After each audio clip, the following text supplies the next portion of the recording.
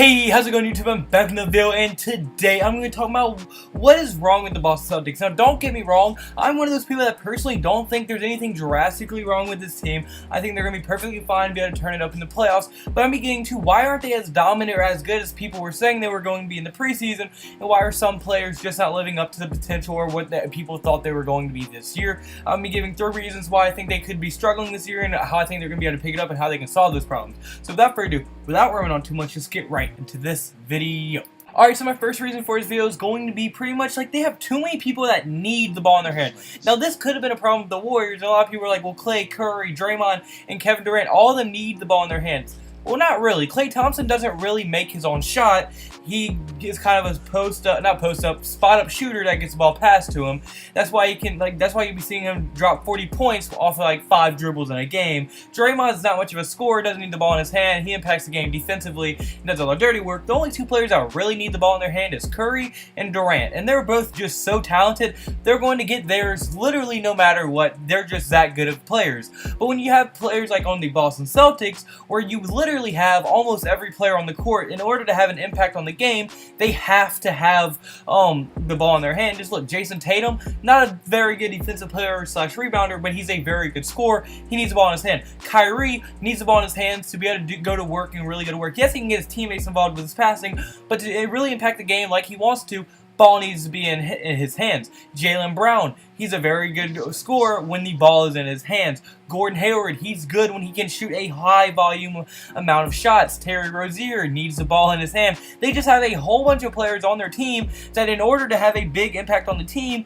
really do need the ball in their hands at all times. So unlike the Warriors, where they only have 2 of the main 4 that need it in their hands, almost all 5 need the ball in their hands to really make that impact. And the reason this wasn't a huge problem last year was, 1, because, I mean, Kyrie was injured half the year, and 2, well, because, I mean, when Kyrie was in the game, they were so young. Jason Tatum was a rookie. Jaylen Brown was only in his 2nd year. To go along with some other players, they were just so young. They just, like, listened to Kyrie and was like, all right, yeah, we're going to let Kyrie do his thing.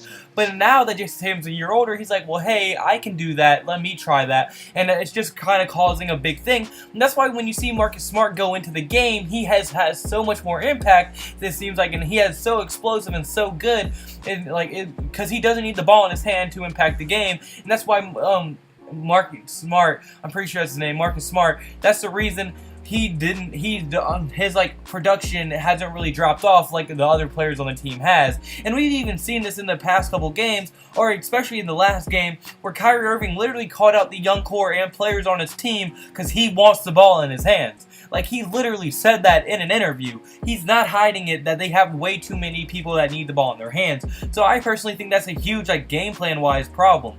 But now my second reason, speaking of the game plan, is trying to incorporate Gordon Hayward into this game plan. Now, obviously, he came with Kyrie Irving 2 years ago to the Celtics, but, I mean, he got injured, so really, this is his first real playing year with the Boston Celtics, and it's hard to add someone who needs the ball in their hands and needs to shoot a high volume of shots to be able to score at the high level that we once known him at the Utah Jazz. At Utah, he was literally one of the only real scorers on the team, so that's why he impacted the team so much, and that's why he was so good at Utah, because he shot about 5 threes a game and about 15 shots per game. So out of that, he was able to efficiently score a lot, and that's why he was so good. But now in Boston, where there's so many ball handlers, it's really going to be hard to implement another player who needs to shoot a high volume of shots to impact the game. And that's why we've seen Gordon Hayward struggle a lot, due to him recovering and haven't played in a year up until now. That's another big reason. But another big reason is just there's way too many players that need the ball in their hand.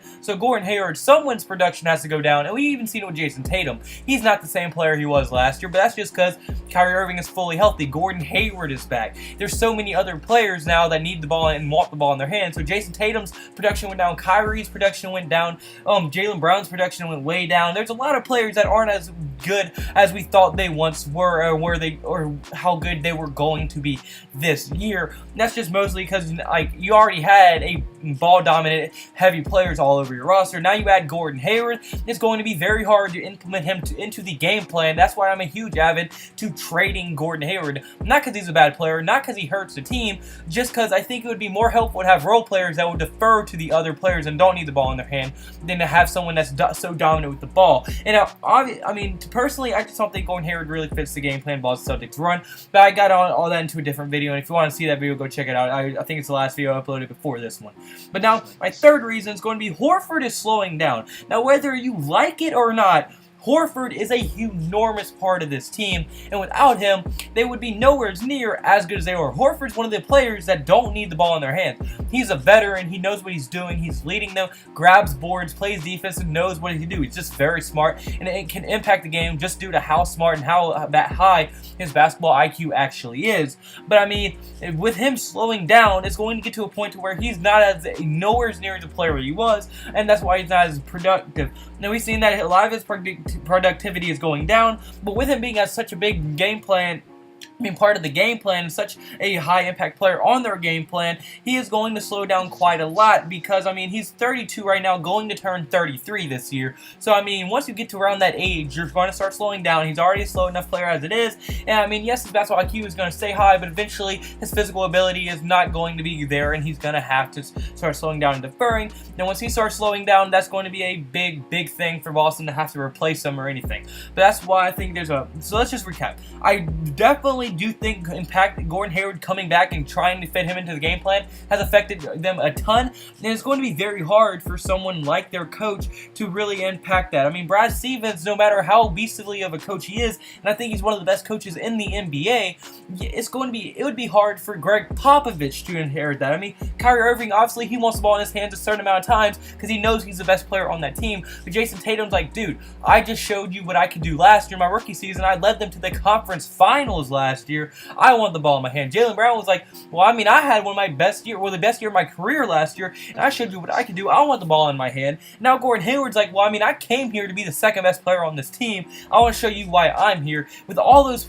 kind of colliding, no matter what Brad Stevens does, he's not going to be able to keep them as productive, and everybody's not going to be happy like what we once thought they were going to be. And that's why I give so much credit to someone like Steve Kerr, who's actually able to keep all these personalities healthy, and was able to build their team around only having two real ball dominant players. And that's why the Warriors work so good and why other teams really do fail. And then obviously Horford slowing down, nothing anybody can do about that. Just, I mean, Father Time's going to catch up with him eventually. But unfortunately, guys, this is my first video. So comment below, do you agree with me? Do you think that these reasons are why the Boston Celtics could be messing up, why they're not as good as they want to be? Do you think they're going to click in the playoffs? I want to hear your thoughts in the comment section below. And if you have any video ideas you want to see me make in the future, comment those below as well. It would mean the world to me. And also, if you did like the video, point like button and subscribe button. That would literally mean the world to me. But I also have to give all praise to God. He's the reason I'm here. He's blessed me in this situation. He's blessed me everything. He's blessed me every minute of my life. He blessed me with the motivation and the excitement to keep making these videos for you every other day. And I cannot thank y'all enough for coming back to my videos every day, supporting the channel, and really helping me do what I want to do. I can't give enough praise to him, and thank y'all guys enough. But like I said, that's it for this video. So hope you have a blessed day. I have a blessed day, so you need to have a blessed day. See you in tomorrow's video. Goodbye. Boo. Blah, blah, blah.